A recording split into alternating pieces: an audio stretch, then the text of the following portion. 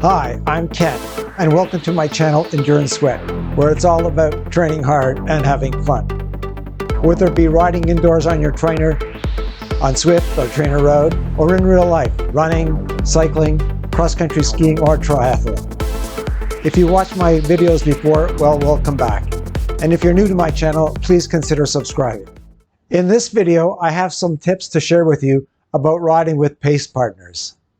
There are a lot of advantages to riding with a pace partner, and it can be a lot of fun.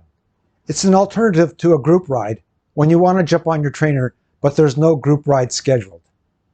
Or warming up or cooling down after a Swift race. The strong draft helps you put on kilometers quick to gain XP when you want to level up. And a big advantage is the drops multiplier, up to 2.5 times for 7 minutes after 30 minutes. But you have to stick with the pace partner the whole time. And this video is about tips to help you do just that. Because staying with the pace partner can be a little bit tricky. The pace partner rides at a constant power all the time, whether the course is going uphill or downhill. And then there are other Swift dynamic factors like the weight differential between you and the pace partner, the draft dynamics, and the start pedal assist when you join the pace partner. As I mentioned, the pace partners ride at a constant power output. It never varies, not even slightly. But we're not bots. Our power output is not quite so constant. It will vary slightly, even if we're paying attention. And then we might get distracted momentarily by something going on in our household, or by adjusting our playlist, or whatever. And we might find ourselves that we've moved way ahead of the pace partner or gotten dropped. Riding with a pace partner does require a lot of focus. The biggest challenge staying with a pace partner is on hills, especially on a route with rolling hills like Titans Grove.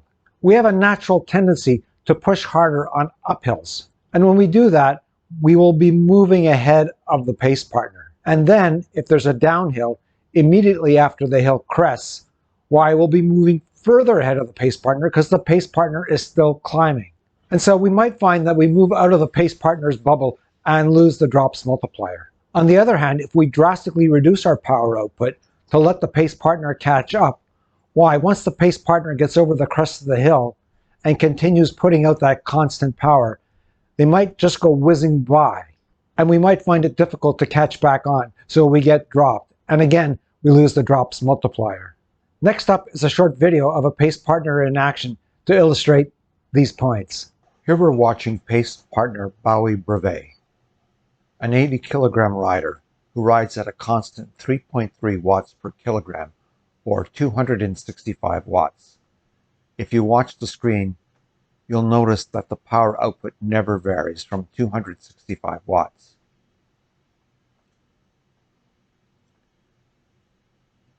The pack is currently riding on a route with an incline of 2%. It's typical on inclines for the pace partner to slide to the back, as other riders in the pack push against gravity up the hill.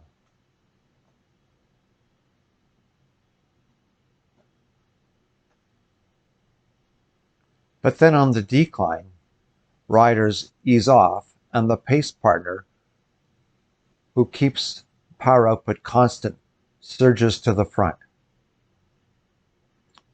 And that's exactly what we've seen here. So here are my key tips for staying with the pace partners. Number 1, focus, focus, focus. You really have to pay attention. And that's part of the fun. It's a bit of a game, but it makes the time go by quickly.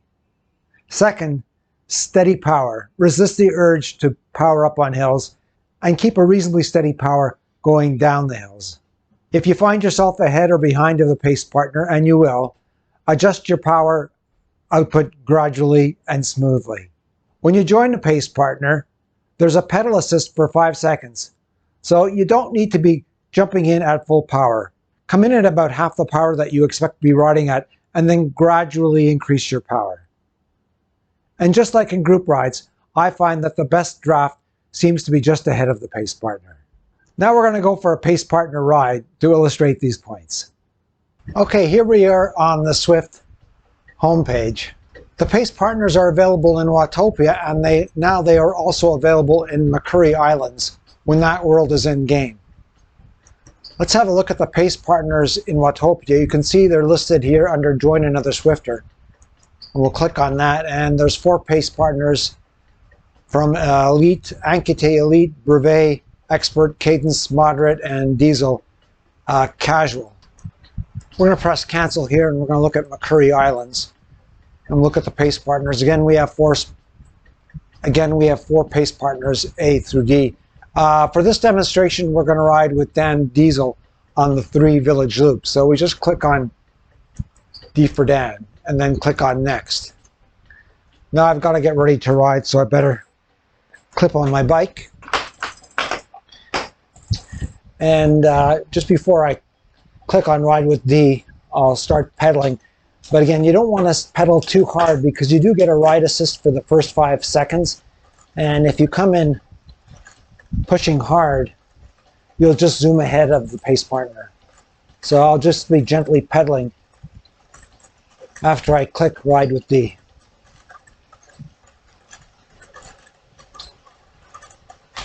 And you can see it says pedal assist ends in 5 seconds. So I've now joined the pace partner, and right beside Diesel Dan in yellow. Typically, I find that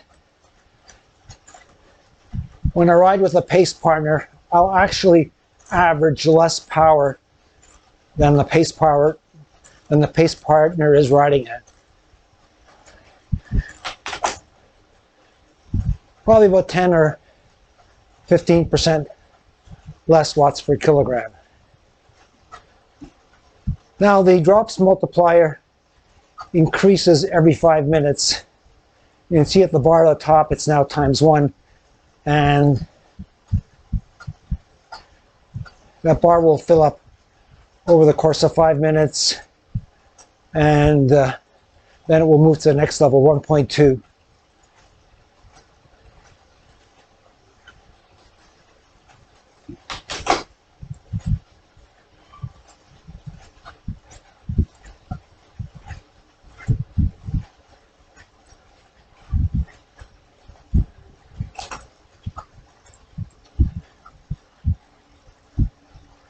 Again, we're going uphill. I guess I must have pushed too far because I'm finding myself 20 meters ahead of the pace partner and having to ease back off considerably for the pace partner to catch back up.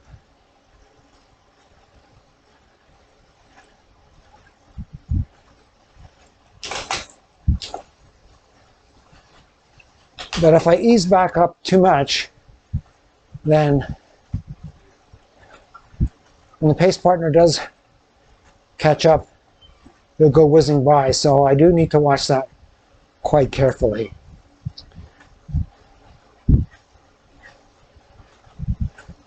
So the best is to try to keep your power output reasonably close to what the pace partner is riding at. And there's the pace partner.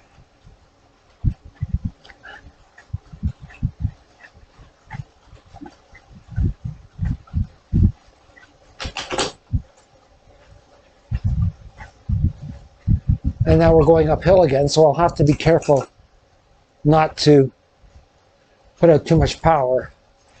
Otherwise, I'll zoom ahead.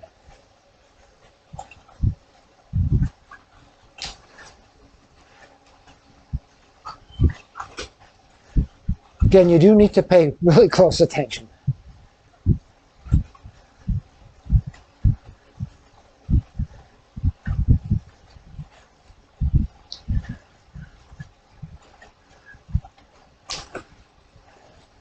And again, I'm going to try to moderate my power output to approximate Diesel Dan. So for me, that means I should be riding at about 120 watts. Otherwise, I'll move ahead on the hill. And you can see how easy it is against the hill to put out a little bit extra power. Even while I'm watching, my power is jumping up to 140 here, so I've got to ease right back. And the display is showing that I'm 6 meters ahead of Diesel Dan.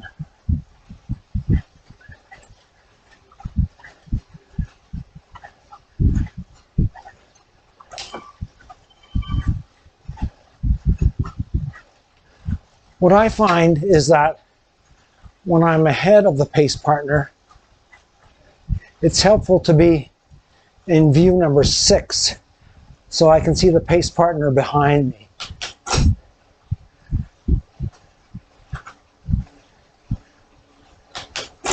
And I can see whether I'm staying closer, moving further ahead, or whether the pace partner's catching up to me.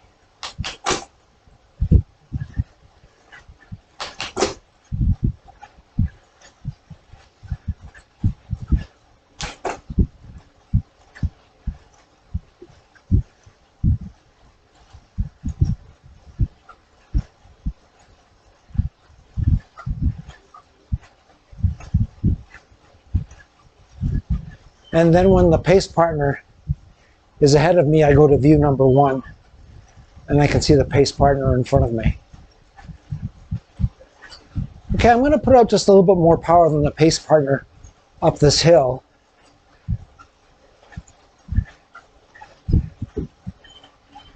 And you'll see I'll get a message to wait for the pace partner. Oh, by the way, I've now jumped up to 1.2 times. Okay, so it says let Diesel Dan catch up. So now I'm 20 meters ahead. So now I've really got to slow down to let the pace partner catch up. I'll go back to view number 6. Yeah, and there we see Diesel Dan in the pack just catching up to me now.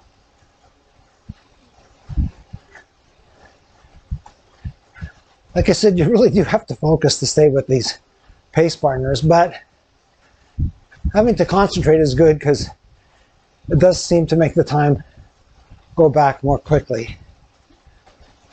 Okay, now Diesel Dan has caught me. I'll go back to view number 1 and